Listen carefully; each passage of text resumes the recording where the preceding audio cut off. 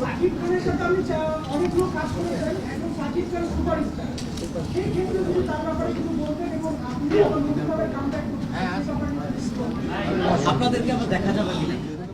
শাকিব খান অনেক বড় সুপারস্টার হয়ে গেছে এখন, আলহামদুলিল্লাহ। আমাদেরই ইন্ডাস্ট্রির মানুষ এবং আমার খুব ভালো বন্ধু। আমি চাই ও আরো বড় হোক, আরো উপরে উঠুক, কারণ ওর অবদান অনেক এই ইন্ডাস্ট্রির জন্য। ও অনেক কষ্ট করেছে ইন্ডাস্ট্রিতে। আমি দেখেছি যে ও শুটিং এর সময় কখনো বসেনি, যে একটা পানি পর্যন্ত খায়নি।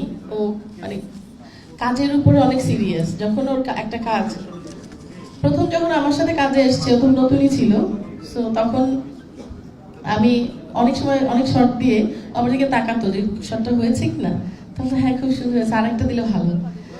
তো আসলে ওরও গুণে শেষ নাই, ও অনেক গুণ আমি বলবো। আর অবশ্যই ভালো মানে অভিনয় করে, এবং ইনশাল্লাহ যদি প্রডিউসার ডাইরেক্টররা সাকিবের কাছে যায় ওর ভালো ছবি নিয়ে, তো ইনশাল্লাহ যদি কাজ হয় ইনশাল্লাহ অবশ্যই হবে। কেন ইচ্ছা থাকবে না? আমি তো আর্টিস্ট, আমি তো সবার সাথে কাজ করবো, এটাই তো স্বাভাবিক না?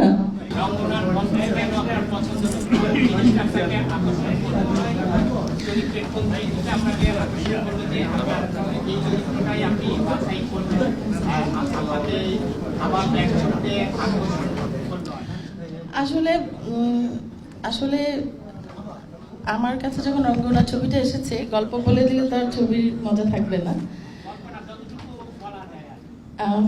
গল্পটা না হয় নাই বলি। আর এটা একটু ডিফারেন্ট ক্যারেক্টার। আর এখন তো আপনারা জানেন যে ছবির মানে একটু চেঞ্জ হয়ে গেছে না? আমি 10 বছর আগে যে কাজটা করেছি, 10 বছর পরে একটু একেবারে অনেক কিছু চেঞ্জ।